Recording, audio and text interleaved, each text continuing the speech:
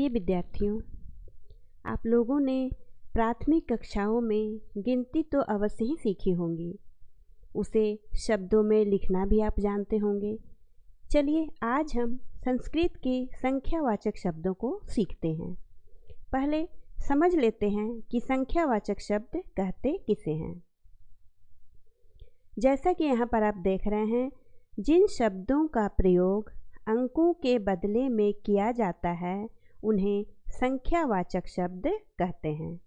बच्चों, जब हम गिनती लिखते हैं अंकों में, जैसे कि 1, 2, 3, 4 आदि, और इन अंकों को अगर हम जब स्पेलिंग करके लिखते हैं, चाहे हिंदी में चाहे इंग्लिश में, तो जो स्पेलिंग के साथ जो लिखा होता है उसे ही संख्यावाचक शब्द कहा जाता है। यहाँ पर बच्चों एक बात मैं आप लोगों को बता दूं कि संख्यावाचक शब्द हिंदी और इंग्लिश में एक समान होते हैं, यानी कि इनमें लिंग के आधार पर कोई परिवर्तन नहीं होते हैं। जैसे कि अगर हमें हिंदी में कहना हो एक लड़का, एक लड़की और एक पुस्तक या एक फूल, तो सभी के लिए हम एक ही कहेंगे। एक के रूप में लिंग के आधार पर कोई परिवर्तन नहीं होता है। उसी तरह से इंग्लिश में भी सभी के लिए वन का ही प्रयोग किया जाता है, लेकिन संस्कृत में लिंग के आधार पर संख्यावाची शब्दों के अलग अलग रूप होते हैं, लेकिन सभी में नहीं, सिर्फ 1 से 4 तक की संख्याओं में। पुल्लिंग में अलग, स्त्रीलिंग में अलग और नपुंसकलिंग में अलग होते हैं।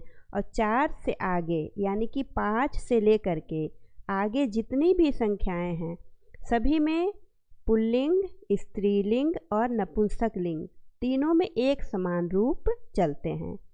सिर्फ 4 तक इनके अलग अलग रूप होते हैं। क्या रूप होते हैं आप यहाँ पर देखिए।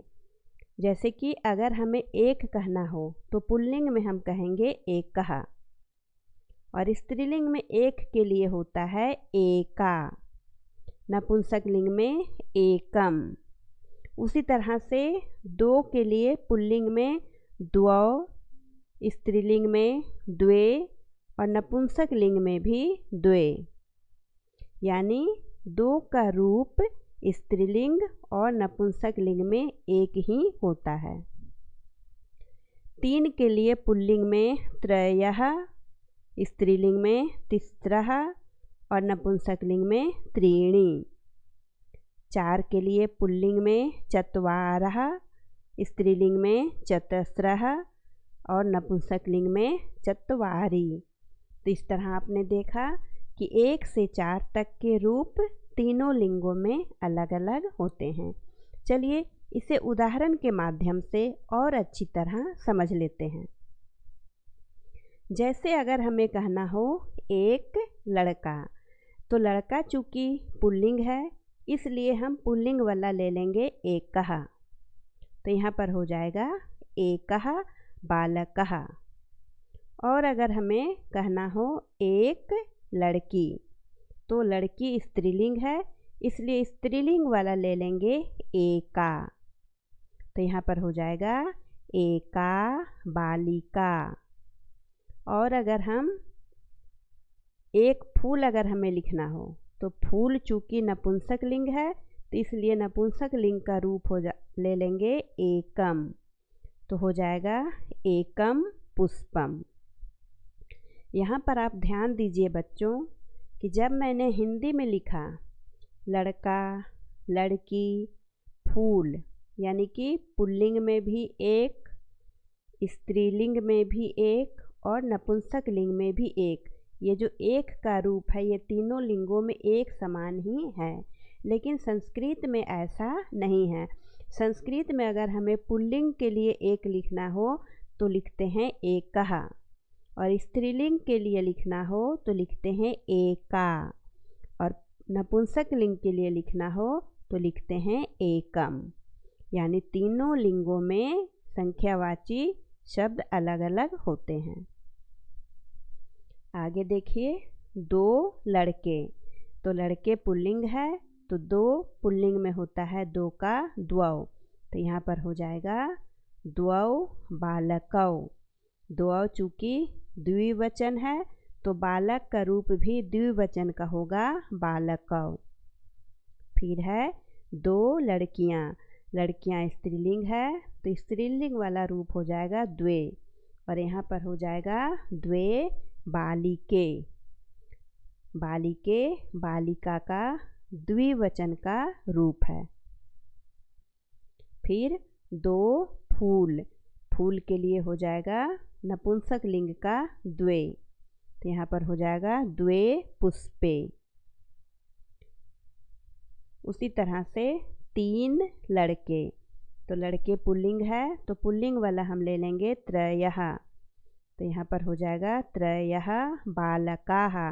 त्रयः चूँकि बहुवचन है इसलिए बालक का रूप भी बहुवचन का ही होगा बालकाः। फिर तीन लड़कियाँ, तो इसका स्त्रीलिंग वाला रूप हो जाएगा तिस्रः। तिस्रः बालिकाः।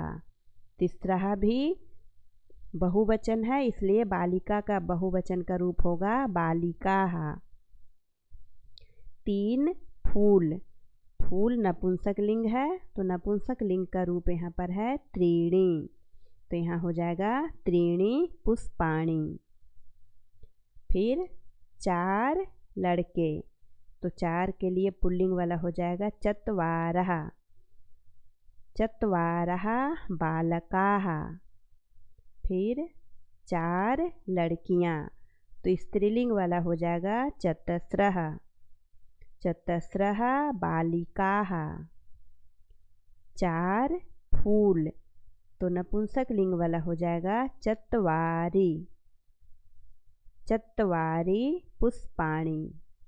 तो इस तरह से बच्चों आपने देखा कि 1 से 4 तक अलग अलग लिंगों में संख्यावाची शब्दों के रूप अलग अलग होते हैं, लेकिन इसके आगे 5 से लेकर के जितनी भी संख्याएं हैं वे सभी तीनों लिंगों में एक समान ही चलेंगे, यानी कि स्त्रीलिंग, पुल्लिंग और नपुंसक लिंग। जैसे अगर हमें कहना हो 5 लड़के तो होगा पंच बालकाः, और अगर 5 लड़कियां तो उसमें भी होगा पंच बालिकाः, और अगर कहना हो 5 फूल तो उसमें भी होगा पंच पुष्पाणि। उसी तरह से षट। षट का 2 रूप है बच्चों, छ का षट भी कहते हैं और षड भी कहते हैं। तो यहाँ पर मैंने 20 तक लिखा है। आगे की संख्या आप संस्कृत सहचर पुस्तक से लिख सकते हैं, उसमें सारा लिखा हुआ है। तो आशा है बच्चों आपको समझ में आ गया होगा। अब आप 1 से 4 तक के रूप तीनों लिंगों में अच्छी तरह से याद कर लें, और आगे जो है वो सभी तीनों लिंगों में एक समान ही होते हैं, इसलिए याद करना आसान होगा। धन्यवाद।